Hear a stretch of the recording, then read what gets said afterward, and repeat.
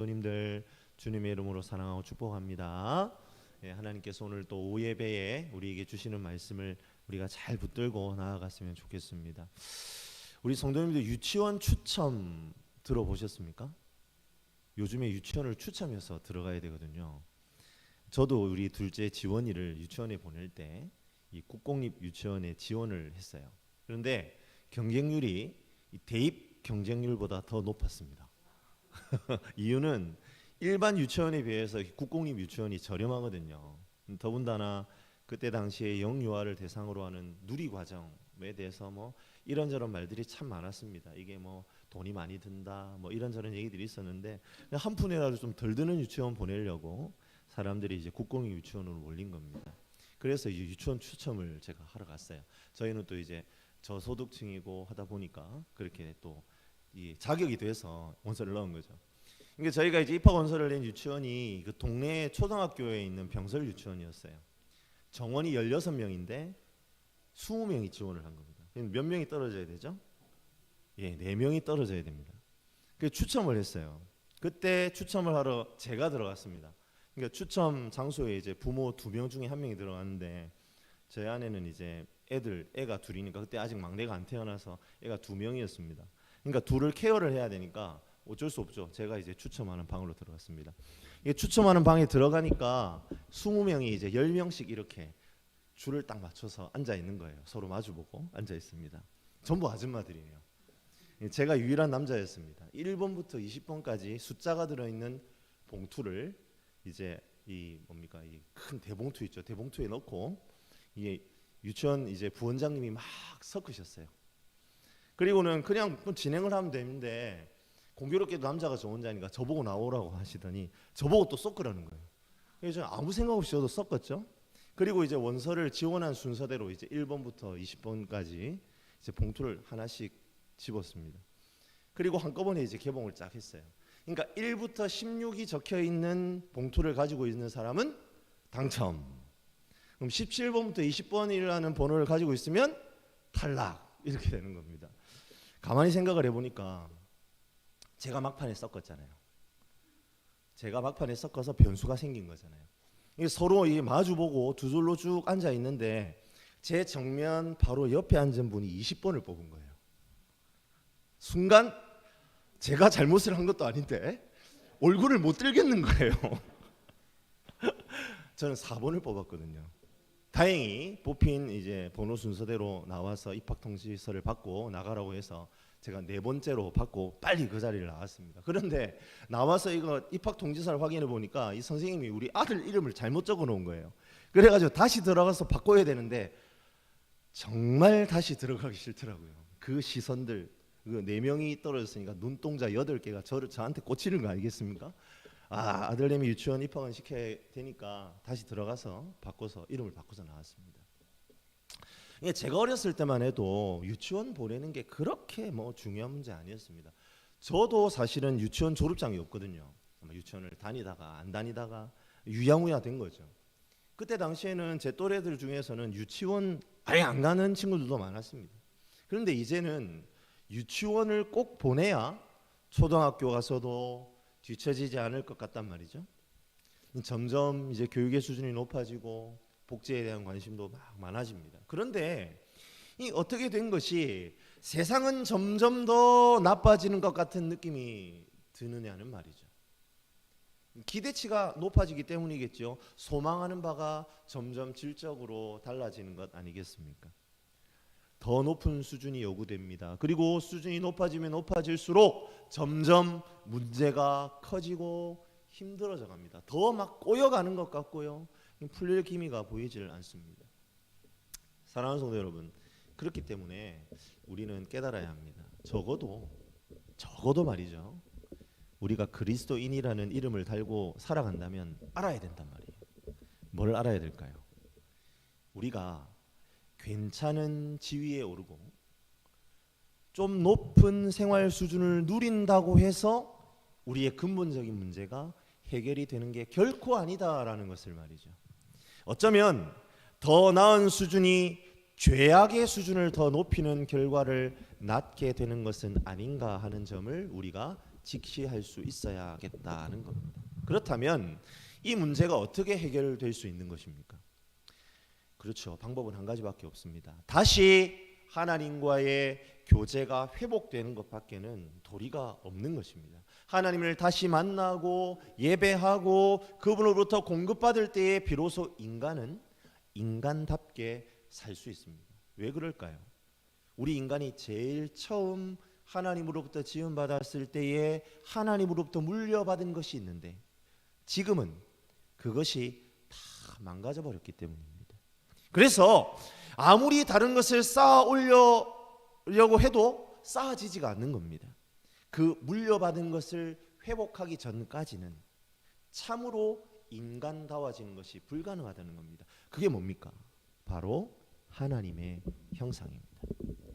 오늘 4장 25절 말씀을 살펴보시면 다시 아이를 낳는 내용이 등장합니다. 족보가 나오죠. 아담이 자신의 아내 하와와 동침하여 셋이라는 아들을 낳습니다. 그리고 그 이름의 의미가 가인이 죽인 아벨을 대신하여 얻은 아이라는 뜻입니다. 그런데 여기에서 우리가 주의해서 보아야 하는 부분이 있어요. 우리 한글 성경에는 뭐 누가 낳고 누가 이름을 셋이라 지어 부르는지 명확하게 드러나지가 않아요. 아담이 아이를 낳아서 이름을 지었는지 하와가 지었는지 알 방법이 없습니다. 우리나라 어법이 그렇잖아요. 수라든지 뭐 성별이라든지 그런 게 명확하게 구분이 잘 나지 않는 게 우리나라 어법이잖아요. 그런데 히브리어 원문을 보면요, 이 구분이 명확합니다. 누가 이름을 지었는지 원문에 따르면 이 아이를 낳은 사람도 이름을 붙인 사람도 아담이 아니라 하와라는 사실입니다. 아이고 목사님, 아담이 이름을 지었든 하와가 이름을 지었든 그게 뭐 그렇게 중요합니까? 라고 반문을 하실지는 모르겠지만 사실 이 부분이요 매우 매우 중요합니다. 왜 중요하냐면 앞선 4장 1절에 가인을 낳고 가인의 이름을 짓는 사람도 아담이 아니라 하와이기 때문입니다. 누가 이름을 지었느냐 물론 중요하지 않을 때도 있죠. 하지만 지금 이 본문에서는 달라요. 가인의 이름을 지은 하와가 셋의 이름도 지었다라는 사실은요 매우 중요한 의미를 가집니다. 하와는요 가인의 이름을 통해 하나님께서 새로운 소망을 열어주신다라고 굳게 믿었습니다. 그런데 그 결과가 어떠하죠? 첫 번째 소망이가 첫 번째 살인자가 되어버렸습니다. 비참하죠. 하지만 아벨이 죽고 가인이 영원한 방랑의 길에 접어들면서 하와는 한 가지 중요한 사실을 깨달았습니다. 그것은요 내가 낳았다는 것이 아무런 의미도 없다라는 사실입니다. 그리고 하나님께서 주셨다라는 것이 중요하다는 사실을 깨달았어요. 그래서요 하와가 이 셋을 낳고는 하나님이 주셨다라는 것에 초점을 맞추어서 아이 이름을 셋이라고 정했다는 거예요. 어떻습니까? 하와가 이 가인을 낳을 때보다는 좀 잘한 것 같습니다. 뭔가 좀 발전을 한 것 같아요. 그런데요 문제가 있습니다. 내가 무언가 노력을 해서 에덴의 삶이 회복되는 것이 아니라는 사실을 깨닫기 시작했습니다. 그러나 이번에도 번지수를 잘못 찾았다는 거죠. 셋이라는 이름의 의미가 뭐라고요? 아벨을 대신하여 하나님이 주셨다입니다. 아벨 어떤 사람이었어요? 하나님께 바른 제사를 드리는 방법을 깨달은 사람이었습니다. 그러니까 하와는 이제 셋에게서 누구를 기대하는 겁니까? 그렇습니다. 아벨을 기대하고 있다는 말이죠. 제가 잠시 쉬어야 될 모양입니다. 갑자기 전화벨이 울리네요. 막간을 이용해서 제가 광고를 하나 드리겠습니다. 오늘 우리 홍보용 그 사진 받으셨잖아요, 그렇죠? 우리 구역장 통해서 전달 받으셨죠? 그거를 이제 그 잠금화면, 배경화면에도 까시고 오늘 우리 한 장로님이 저한테 제안을 해주셨습니다. 요거를 여러분들 카톡 쓰시죠?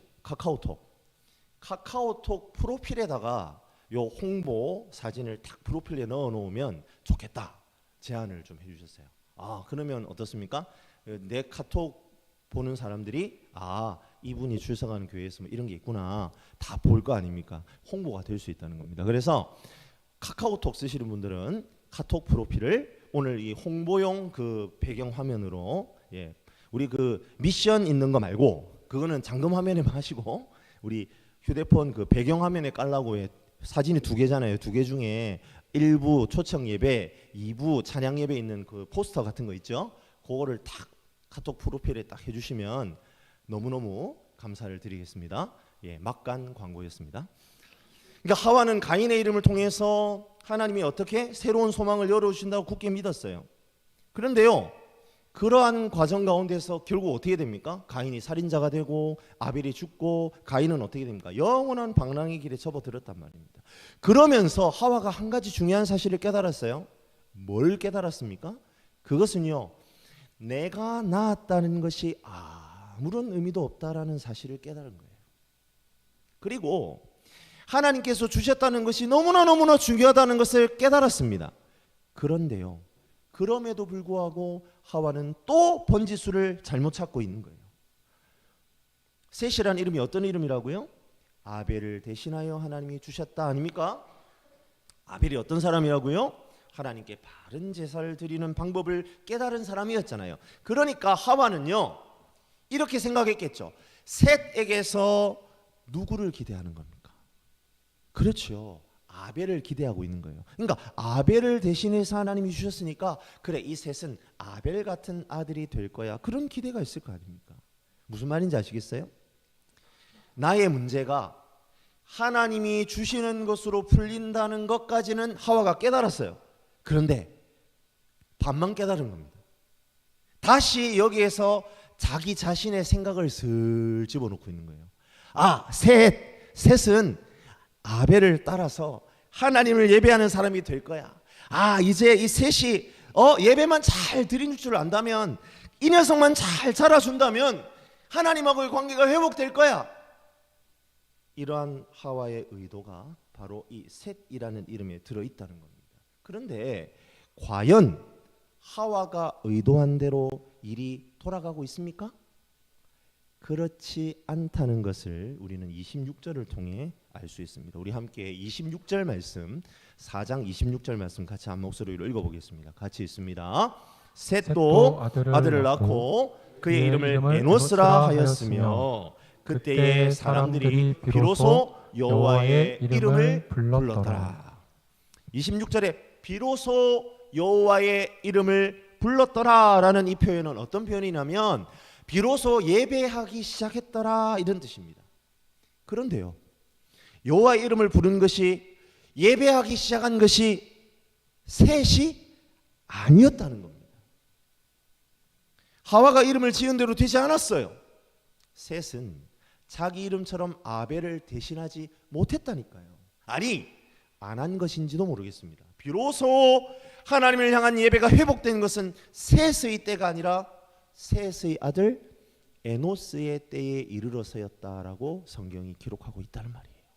사랑하는 성도 여러분, 셋이 여호와의 이름을 부르지 않고 그의 아들이 여호와의 이름을 불렀다라는 것은 하와의 또 다른 착각이 부각되고 있다라는 것을 우리는 눈여겨 보아야 합니다.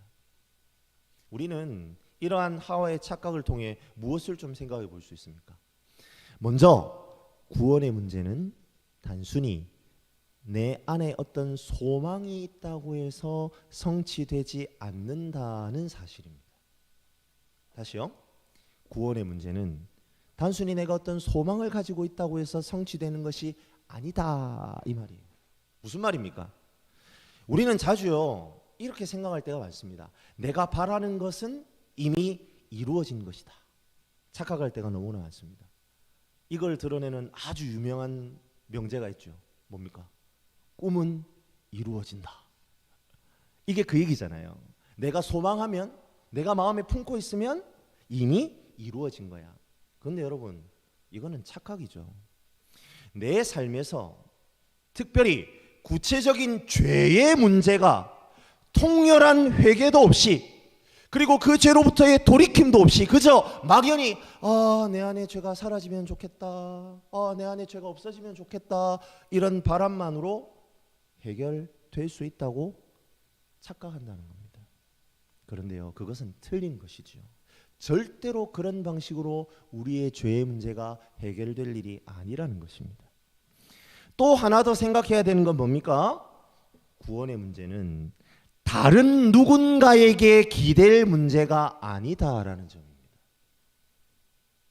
하와는요, 아벨을 대신할 셋을 통해 또 다른 돌파구를 모색합니다. 첫째인 가인을 통해 품었던 소망과 다를 게 하나도 없어요. 단지 하나님이 주셨다라는 꼬리표만 하나 딱 붙여놨을 뿐이라는 말이에요. 그러니까 셋은요, 그냥 물 건너 간 겁니다. 에노스가 누구에게 어떻게 배웠는지는 모르겠어요. 하지만 하와처럼 누군가에게 기대어서 여호와의 이름을 부른 것은 아닐 겁니다. 에노스가요, 하나님을 만나야 산다라는 사실을 개인적으로 깨달은 거죠. 아니, 더 정확하게 말하면 하나님께서 그 에노스의 마음을 만져주신 겁니다. 너는 여호와의 이름을 불러야 산다. 너는 하나님을 만나야 산다. 그리고 그것을 깨닫고 구체적으로 하나님께 나아갔습니다. 그때에 비로소 여호와를 예배하고 그분과 교제하는 일이 시작될 수 있었다는 말이에요. 사랑하는 성도 여러분, 오늘 말씀을 통해서 저와 여러분의 신앙의 태도를 한번 점검해 보게 되시기를 주님의 이름으로 간절히 축원합니다. 신앙은요, 바람 잡듯 상상하는 것이 아닙니다. 그냥 내 머릿속에 피상적으로 어떤 개념을 막 돌리는 게 우리의 신앙이 아니라고요. 우리의 신앙은요, 실제이고요, 현실입니다. 나의 느낌이 나를 구원할 수 없습니다. 내 소원이 나를 구원해 주는 것도 아닙니다. 또한 구원은 누군가 나와 가까운 사람이 나에 대해서 구원의 확신이 있다고 해서 그래 맞아 너 정도면 그렇게 신앙생활 열심히 하고 교회 열심히 다니고 예배도 한 번도 안 빼먹고 그렇게 열심히 하는데 당연히 넌 구원받은 거 맞지, 그런 식으로 누군가의 평가에 의해 덩달아 구원받는 게 아니라는 거예요. 나의 어머니, 나의 아들, 딸의 믿음이 나를 천국 보내줄 수 없습니다. 신앙은요, 각계 전투입니다. 또한 오직 하나님과의 교제가 회복되는 그 실제적인 자리, 예배의 회복이 일어나는 심령에만 일어나는 사건이 바로 구원이라는 사건이라는 거예요. 나는 오직 나의 믿음, 나의 구체적인 죄에 대한 회개와 돌이킴으로 구원의 자리에 서 있는지 스스로 다시 한번 돌아보는 저와 여러분들이 되시기를 주님의 이름으로 간절히 축원합니다. 그렇다면 어떻게 에노스는 여호와의 이름을 부를 수 있었을까요? 그것은 서두에 말씀드린 대로 우리가 하나님으로부터 물려받은 그것을 회복하였기 때문이죠. 바로 하나님의 형상입니다. 하나님의 형상을 회복했기 때문에 에노스가 여호와의 이름을 부를 수 있었어요. 5장 1절부터 5절을 이렇게 쭉 읽어보면 아주 묘한 대조적인 구절이 나타난다라는 것을 우리는 발견할 수 있습니다. 이것은 다름 아닌 5장 1절과 5장 3절입니다. 5장 1절부터 2절까지 가만히 보시면 이거 어디에서 한번 들어본 얘기잖아요. 뭡니까? 창세기 1장 27절. 거기에 하나님께서 사람을 창조하실 때에 이 5장 1절 2절의 내용을 그대로 쓰셨단 말이에요. 그 표현이 재반복되고 있는 느낌을 줍니다. 하지만 5장 1절부터 2절을 이렇게 쓴 이유는 반복을 위해서가 아니라 3절하고 대조를 하려고 1절을 딱 쓴 거예요. 1절에 보세요. 5장 1절에 하나님께서 태초에 사람을 만드실 때 분명히 무엇을 따라서? 사람의 형상을 따라서 만드셨대요. 그래서 2절에 그들에게 복을 주시고 그들의 이름이 사람이 되었다. 요게 1절부터 2절의 한 세트입니다. 그런데요, 3절로 딱 넘어오면 분위기가 완전히 다릅니다. 그렇게 창조된 인간이 뭐 짓고 나니까? 죄를 짓고 나니까 그들이 부부관계를 통해 낳은 아들들, 사람들을 낳을 때에 이제는 무엇을 따라 낳는다라고 3절에 말하고 있습니까? 자기의 모양, 곧 자기의 형상을 따라 낳았다는 거예요. 그러니까 하나님께서 첫 번째의 의도와는 다르게 가고 있는 인간의 모습을 적나라하게 보여주려고 5장 1절과 3절이 서로 대조를 이루는 겁니다. 하나님께서는 5장 1절부터 5절을 통해서 이 죄 가운데 있는 인간의 비참함을 다시 보여주시려고 창세기 1장 27절을 반복하시는 거예요. 더 이상 인간은 하나님의 형상을 유지할 수 없다는 겁니다. 하나님의 형상이 어그러졌어요. 그러니까 이제 더 이상 인간은 하나님의 형상을 따라 자신의 자손을 이을 수 없는 불행함에 빠지게 되었습니다. 다시 한번 요약해 보자면 5장 1절부터 5절의 말씀은 아담과 하와가 창세기 4장 전체에 걸쳐서 해보려고 했던 모든 행동이 얼마나 어리석었는지를 대조의 방법을 통해 우리에게 요약 전달하고 있는 겁니다. 너희들이 아무리 몸부림을 쳐봐라. 너희들이 생육하고 번성하는 것은 사람의 형상을 반복하는 것에 불과해. 나의 형상이 아니라니까. 망가지고 어그러진 결과 너희가 자식에게 남길 수 있는 것은 사람의 형상에 불과하다니까. 그런데 왜 그것으로 계속 뭐를 얻겠다고 덤비는 거냐. 그래, 가인 쫓겨나고 아벨 죽었지만 너희는 다시 아들을 얻었구나. 하지만 그래 봐도 그 자세히 한번 봐봐. 그 아이 자체로는 소망이 없다니까. 좀 깨달으라니까. 이름이 셋이면 뭐하니. 그것이 나의 형상을 닮은 것이 아니라 너의 형상을 닮지 않았느냐. 이렇게 한탄하시는 하나님의 음성이 바로 5장 1절부터 5절에 걸쳐 메아리 치고 있는 하나님의 음성입니다. 그것이 오늘 우리가 귀 기울여야 하는 하나님의 음성이라는 거예요. 사랑하는 성도 여러분, 이게 얼마나 허무하고 비참합니까? 한 명이 죽었어요. 그래서 또 한 명을 낳았습니다. 그리고 그 뒤를 이어서 무려 800년 동안 자녀를 낳고 또 낳았는데 에덴 동산으로 돌아갔더라 하는 구절은 없습니다. 결론은 뭐예요? 그는 930세를 살고 죽었더라. 끝. 그것이 하나님을 떠난 인생의 말로라는 거예요. 죽도록 자기의 형상 어그러지고 부패한 사람의 형상만 남기다가 죽는 것이, 그것이 끊임없이 반복되는 것이 바로 죄된 본성을 가진 인간이 얻게 된 저주라는 겁니다. 그래서 하나님께서는 철저하게 육신이 태어나는 방법으로는 거듭날 수 없다라고 말씀하시는 거예요. 우리 요한복음 1장 12절부터 13절 말씀 우리 화면에 한번 띄워주십시오. 우리 같이 한번 읽어보겠습니다. 같이 읽습니다. 시작. 영접하는 자 곧 그 이름을 믿는 자들에게는 하나님의 자녀가 되는 권세를 주셨으니 이는 혈통으로나 육정으로나 사람의 뜻으로 나지 아니하고 오직 하나님께로부터 난 자들이니라. 방금 우리가 읽은 요한복음 1장 13절에 말하는 세 가지, 혈통, 육정, 사람의 뜻, 이 모두는 뭐가 태어나는 방법이에요? 육신이 태어나는 방법입니다. 우리 요즘에 구역장 훈련하고 있는데 우리 구역장 훈련하신 우리 구역장님들은 제가 무슨 얘기하는지 잘 알 겁니다. 그래, 지금 목사님이 무슨 얘기하는지 나는 안다. 지금 마음속에서 막 쾌재를 지금 부르고 계실 줄 압니다. 혈통이 뭐죠? 예, 엄마 아빠가 있다는 얘기잖아요. 엄마 아빠 있어야 애가 태어날 거 아닙니까? 육정 뭡니까? 그렇죠. 사랑하는 감정, 남녀가 서로 사랑하는 감정이 싹 트야 연애를 하고 뭐 결혼을 할 거 아닙니까? 그리고 애를 낳을 거 아니에요. 사람의 뜻 뭡니까? 예, 애를 낳겠다는 의지가 있어야죠. 요즘 젊은 사람들이 이 사람의 뜻이 없어서 애들이 안 태어나는 거 아닙니까? 나는 안 낳겠다. 낳겠다는 의지가 없잖아요. 의지가 없으니까 계획이 없고 계획이 없으니까 애가 안 태어나죠. 낳겠다는 의지와 계획이 있어야 애가 태어납니다. 이처럼 하나님은 육신이 태어나는 방법으로는 절대로 산 소망이 너희에게 주어질 수 없다라고 못을 딱 박아버리시는 거예요. 그런데 아담과 하와는 지금 계속해서 뭐를 붙들고 있는 겁니까? 육이 태어나는 방법을 붙들고 있는 거예요. 그거 붙들고 나는 에덴으로 돌아갈 궁리만 하고 있는 겁니다. 어떻게 해서든 아담과 하와는 하나님의 형상을 회복할 방법을 찾아야 했는데 그것이 하나님께서 기대한 것이었는데 얘네들은 자꾸 애들만 낳는 방법으로 뭔가 승부를 보려고 하니까 하나님 얼마나 답답하시겠어요.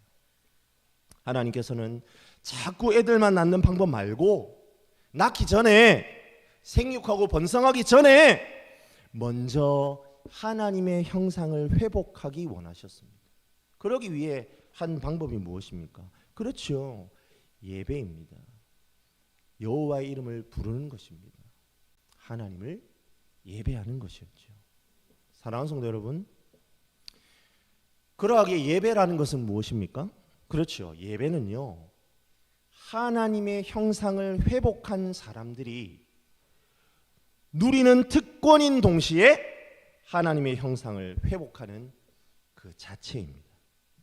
예배는 하나님을 만나는 방법입니다. 하나님을 만나는 시간이자 장소입니다. 그 하나님을 우리의 죄된 모습으로는 만날 수 없겠죠. 반드시 나의 죄가 해결되어야 합니다. 나의 죄의 비참함을 깨닫는 사람만이 예배의 자리로 나아갈 수 있습니다. 그리고 그리스도의 보혈을 덧입고 회복된 심령으로 하나님을 만나고 은혜를 누립니다. 그것이 바로 예배입니다. 사랑하는 성도 여러분, 에노스가요 바로 그것을 깨달은 거예요. 그가 어떻게 그것을 깨닫게 되었는지 성경은 침묵합니다. 하지만 우리는 그것을 깨달을 방법이 무엇인지 알잖아요. 바로 말씀이지요. 말씀이 우리에게 그것을 가르쳐 줍니다. 요한복음이 우리에게 그것을 가르쳐 줍니다. 육이 태어나는 방법으로 죽었다 깨어나도 발견할 수도 누릴 수도 없습니다. 그리스도의 보혈의 공로를 의지하고 그분을 붙잡을 때에만 그 기적이 일어납니다. 그 일을 하시려고 예수님이 이 땅에 오셨고 고난 받으셨고 죽어 주셨습니다. 그러한 주님의 고난과 죽음이 나와 상관이 있다는 사실을 고백하는 사람만이 예수 그리스도를 주로 영접할 수 있고 거듭날 수 있는 거예요. 그리고 예배의 자리로 나아갈 수 있습니다. 비로소 여호와의 이름을 부를 수 있었던 에노스처럼 우리도 비로소 하나님을 예배하는 인격으로 변화되는 것입니다. 사랑하는 성도 여러분, 우리는 오늘도 이 자리에 예배하려고 지금 앉아들 계시잖아요. 그런데 그 출발점은 어디입니까? 그 출발점이 나의 소원에 놓여 있다면 우리는 여전히 이 자리에 와 있지만 번지수를 잘못 찾은 겁니다. 하와가 에덴 동산을 그리워하면서 그 소망을 담아서 내가 낳은 아들한테 이름만 잘 붙이면 될 것이라 여겼던 것처럼 우리도 지금 이 자리에 앉아 있을 수 있어요. 잘 포장해서 여기에 나올 수 있다는 말입니다. 주일이니까 깨끗한 옷 입고 집 어딘가에 저기 깊숙이 처박아 놓았던 성경책을 잘 꺼내서 먼지를 한번 불고 옆구리에 탁 끼고 올 수 있어요. 하지만 하나님은 속지 않으십니다.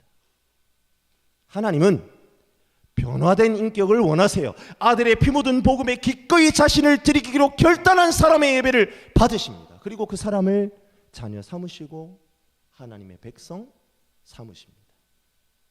말씀을 마무리하겠습니다. 사랑하는 성도 여러분, 오늘 본문에 나타난 아담과 하와의 모습이 그들만의 모습입니까? 아니요. 절대 그렇지 않습니다.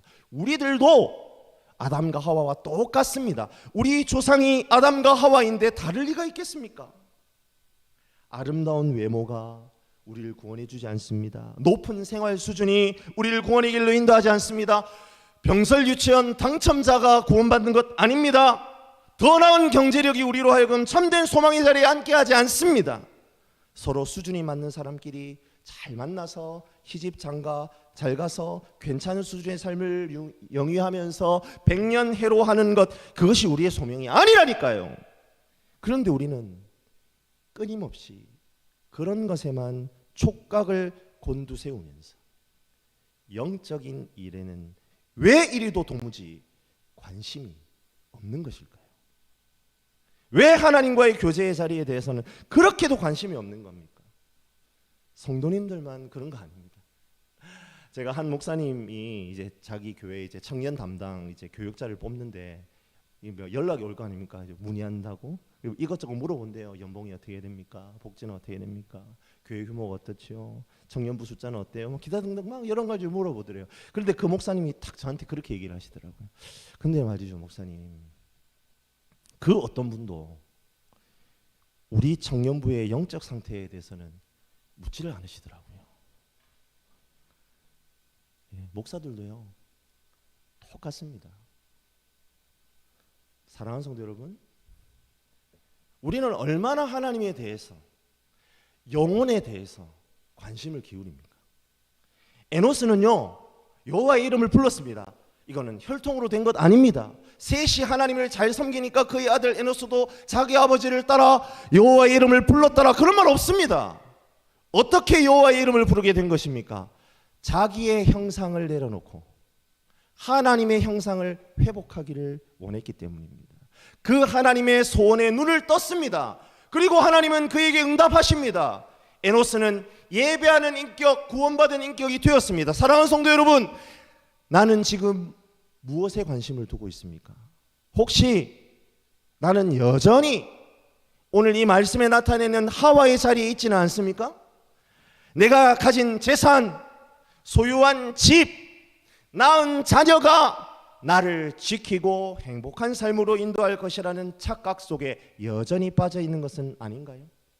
혹시 나는 세스의 자리에 있는 건 아닙니까? 그래, 내가 해야 돼. 그래, 나는 사라진 그 누군가의 대안이야. 나를 통해 반드시 뭔가 될 거야. 그런 어떤 말씀과 믿음의 근거에는 전혀 뿌리도 내리지 못한 마인드 컨트롤로 행복해지기를 바라는 사람은 아닙니까? 하나님은 오늘 이 시간 에노스를 찾고 계십니다. 자기의 형상, 사람의 형상의 한계를 철저하게 깨닫고 그거 다 내려놓고 오직 하나님의 형상만을 기대하며 구하는 사람, 그 한 사람을 찾고 계십니다.